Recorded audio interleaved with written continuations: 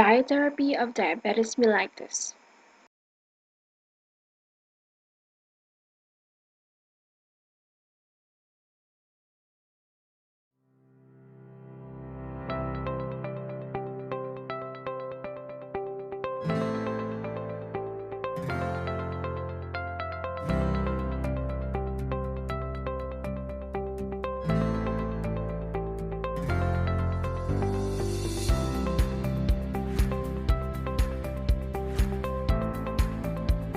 Background information. In 2007, the American Dietetic and Diabetes Association is updated for its 2003 food exchange list for diabetic patients. However, the principle and the basic guidelines remain the same in the new revision of the following differences. First is the large increase in the number entries for the food items. Second, the nutritional contributions of each food are provided: 4 grams per serving, protein, fat, carbohydrates, saturated fatty acids, trans fat, polyunsaturated fats, cholesterol, sodium, fiber, and sugars. The source of the data for each food is identified when available in the U.S. Department of Agriculture, food labels, and so on. These are the list of selected foods from 2007 edition of Food Exchange lists. These food groups are useful because they do the following. First, permit nutrients to be counted in food. Second, facilitate meal planning by balancing the meal with choices from each group. Third, enable the patient to comply with the diet instructions with minimal effort because of their easy application.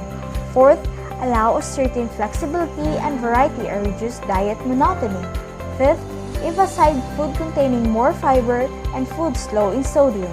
Sixth, ensure a reduced intake of saturated fats and cholesterol by systematic procedure. 7. Enable a patient to raise or lower caloric content as needed. Before anything else, let us discuss what is diabetes mellitus. Now, diabetes mellitus is characterized by an inability to metabolize carbohydrates due to a deficiency of insulin or a deficiency of a receptor sites. Now, what is glucose? Glucose is a form of carbohydrates that is carried in the blood. All carbohydrate breaks down to glucose. Without glucose, the cell have no energy source and have to use muscle protein and tissue fat as an alternate. Without insulin, glucose cannot go from the blood into the cells. This glucose accumulates in the blood, producing hyperglycemia. There are also sources of blood glucose. These are: first is the carbohydrate, 100%. Second, protein, 58%. Third, fat, 10%. Fourth is glycogen, the liver's emergency supply of carbohydrates, converted into glucose when other sources are used up. Fifth, and also the other muscles. Blood glucose is controlled by 2 hormones. First is the beta cells of the pancreas or the insulin, and second is the somatostatin. The general classification of diabetes is based upon 2 major types. First is the type 1 diabetes, insulin-dependent diabetes mellitus or IDDM. Second is the type 2 non-insulin dependent diabetes mellitus or the NIDDM. Type 1 IDDM or insulin-dependent diabetes mellitus. These are the people who does not produce insulin. This is the most severe from diabetes, occurring most often in childhood or young adulthood. Research indicates that these islet of the cells in the pancreas may have been damaged, either by a disease such as rubella or by certain chemicals that were toxic, which lead to the onset of disease. The classic symptoms of IDDM are polydipsia, polyphagia, polyuria, accompanied by rapid weight loss and often ketoacidosis. Type 1 diabetes has a rapid onset and is stable, which often lead to metabolic imbalances. Because of these, there is need to careful plan in your diet. Failure to do this could rest the result of hyperglycemia or hypoglycemia. Now let us discuss the type 2 NIDDM or the non-insulin dependent diabetes mellitus. People who has type 2 diabetes don't respond to insulin as well as they should and later often don't make enough insulin. Persons with NIDDM have a high incidence of atherosclerosis, making it advisable to consult them on the need for the reduced fat intake as well as reduce in calories. As we have advanced in our knowledge of treatments for diabetes, diabetic persons are living longer. They have increased the risk of developing major complications: kidney disease, vascular disease, nerve impairment, disease of the retina of the eye. Basic nutrition requirements. Basic nutrition requirements will be determined by several factors. Some guidelines used. First is physical assessment. Second, health and diet histories. Third, laboratory reports. These factors combine with the psychological aspect of the client that help the physician or healthcare specialist determine the diet prescription. Nutrient balance. In the most widely used diabetic plans, daily carbohydrate intakes provide 50% to 55% of the daily caloric requirements. Protein provides 15% to 20% of the daily caloric intake. Cholesterol is the remaining 30% of the calories. Now let us try. Example: Mr. X is placed on 1,500 calorie per day diabetic diet. The nutrient balance is 50% carbohydrate, 20% protein, and 30% fat. What is the number of grams of each nutrient based on the daily diet plan?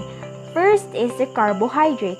1,500 calories times 0.50 because 50% of carbohydrate is needed by Mr. X is equal to 750 calories over 4 calories over gram is equal to 187 gram carbohydrate, and that is rounded off to 190 grams. Second is the protein. 1,500 calories times 0.20 because 20% of the protein is needed by Mr. X, and that is equals to 300 calories, and 300 calories over 4 calories over gram is equal to 75 gram protein. Third is the fat. So 1,500 calories times 0.30, it is because 30% of fat is needed by Mr. X. So that is equals to 450 calories. And 450 calories over 9 calories over gram is equal to 50 gram fat. Alcohol usage. It is determined by the attending physician. This is because alcohol contains 7 calories per gram and no nutrients. It is usually substituted for fats in the diet. Caloric requirements. Daily caloric need includes basal metabolism, activity rate, physiological stress. If the patient is overweight, the caloric range is usually 1,200 to 1,500 calories per day. If the patient is thin, young, or growing, and male, it may be high as 4,000 calories per day. This table is presented the meal plans at 4 caloric levels using the exchange system. Presenting here are the food groups. Carbohydrate groups, which are starch or bread, vegetable, fruits, milk, meat and substitute of other groups, fat, polyunsaturated fat, monounsaturated fat, saturated fat. Foods from the other carbohydrates list may be substituted for any food in the carbohydrate group, as long as they do not exceed to the total carbohydrates of the day or result in the diet that does not meet the criteria of nutritional adequacy. Methods to calculate daily caloric needs for an adult diabetic patient. Tables or charts method, deal with weights and basal energy needs method, individualized methods.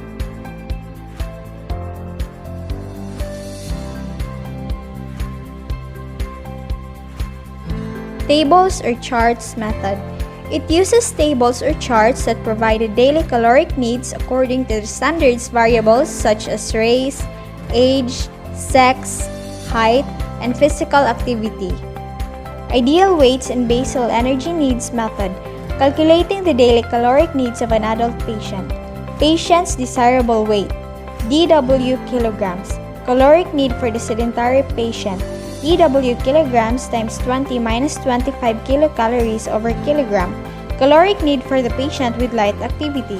DW kilograms times 30 kilocalories over kilogram. Caloric need for the patient with strenuous activities. DW kilograms times 35 kilocalories over kilograms. Individualized method. This method of calculating is used by mainly large medical and research centers and applies to all age groups.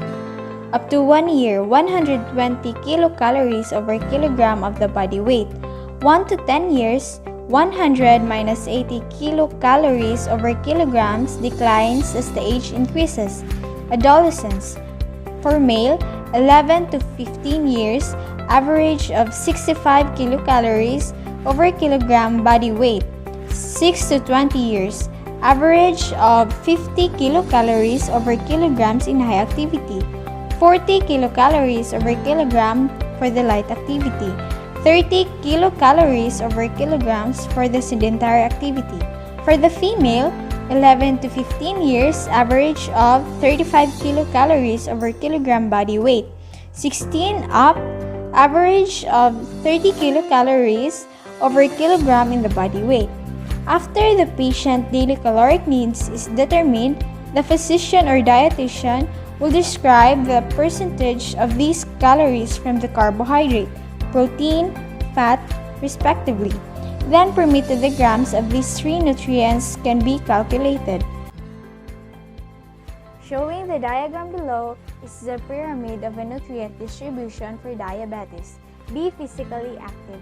Enjoy meals with others. Fruit, vegetables, bread, pasta, rice, other grains, potatoes, olive oil, beans, nuts, legumes, seeds, herbs and spices must be the daily serving of a diabetic patient, often at least 2 times per week, which is the fish and seafood. Poultry, eggs, cheese, and yogurt must be moderately portioned daily to weekly. Sweets and meats are served less often.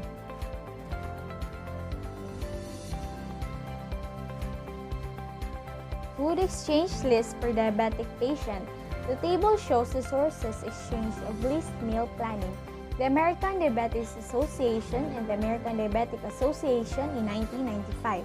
So here is the table showing the food exchange list. Under the group list, we have carbohydrate group, which is the starch and the fruit. Milk, and under milk, fat-free, reduced fat 2%, whole grains, and other carbohydrates. Vegetable. Meat substitute group, we have very lean, medium fat, high fat, and fat group. And this is also showing the carbohydrate per gram, protein per gram, fat per gram, and the total calories of the diabetic patient should eat.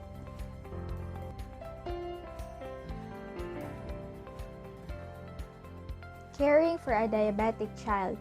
It is most frequent caused by an autoimmune disorder in which the body's immune system destroys the cell in the pancreas that produce insulin. Take note, there is no cure for diabetes but will need a treatment for the rest of their lives. Here are some tips to care for a diabetic child. First, help them have a normal and physical, emotional growth and development. 2. Prevent short and long-term health problems. 3. Guide them and take the insulin as prescribed. 4. Let them eat healthy, balanced diet with accurate carbohydrates counts. 5. Check their blood sugar levels as prescribed. 6. Help them to have a physical activity.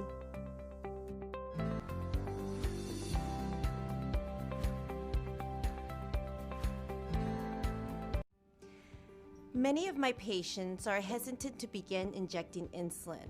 But once they actually try it, it becomes like any other routine. Here's how I teach them. You'll need your bottle of insulin, syringe, and a sharps container. Always wash your hands with soap and water before you begin. Typically, there are 3 syringe sizes. 1 cc holds 100 units of insulin, a half cc holds 50 units, and a third cc holds 30 units. Talk to your care team about how much insulin you need and which syringe size you should use. Insulin needles have gotten much smaller over the years, so they are much less painful than you might expect. When you first get your insulin, keep it refrigerated. After the first time you use it, you can keep it in room temperature for 28 to 42 days. It will be more comfortable to inject. If you have cloudy insulin, it needs to be mixed. Gently roll the bottle in your hands, then rotate it from top to bottom without shaking. When you're ready to inject, pull the plunger back to the number of units needed, drawing air into the syringe. Insert the needle into the bottle of the insulin through the rubber cap. Inject the air from the syringe into the bottle. Turn the bottle upside down with the needle in it. Make sure the tip of the needle is fully submerged in the insulin as you pull the plunger back to the correct number of insulin units. This helps prevent air bubbles. Air bubbles aren't harmful, but can take up room and prevent you from getting the right dose. If you have bubbles, simply inject the contents back into the bottle and repeat the procedure. Next, inject at a 90-degree angle. Hold for 5 seconds, then pull the needle out. Drop the syringe into the sharps container, which you can buy at any local pharmacy. Ask your diabetes care manager where to safely dispose of your sharps container when it's full. Make sure not to reuse insulin needles as it's not safe and can cause more pain with injection. It's important to switch injection sites to prevent bruising and pain. Each time you inject, choose a new site this way. Rotate injection sites in an imaginary circle. Always leave 2 fingers width in between injection sites and keep the same distance from your belly button. Your care team prescribes insulin because it's safe and effective. We're confident you will be able to use it successfully. If you have any questions about how to inject insulin or how much to take, ask your care manager. Adjusting to a new habit can be challenging at first, but the benefits to your health are worth it.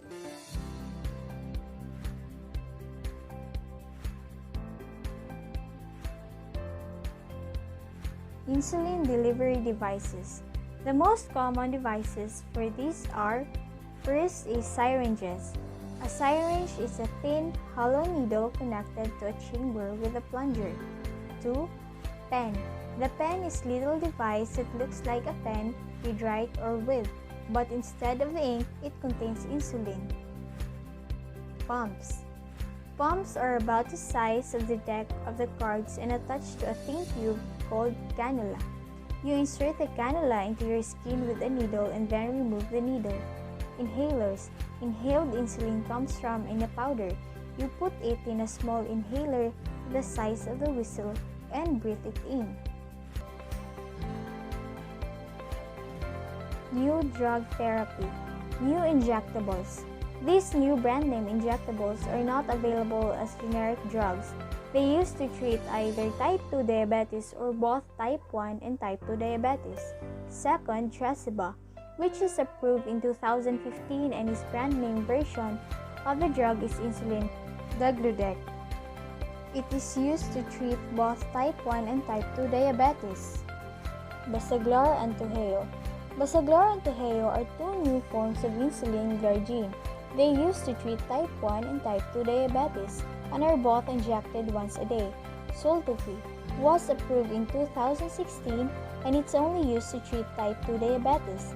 Soltufy is injected once per day. Solkea was approved in 2016. It's only used to treat type 2 diabetes. It's injected once per day.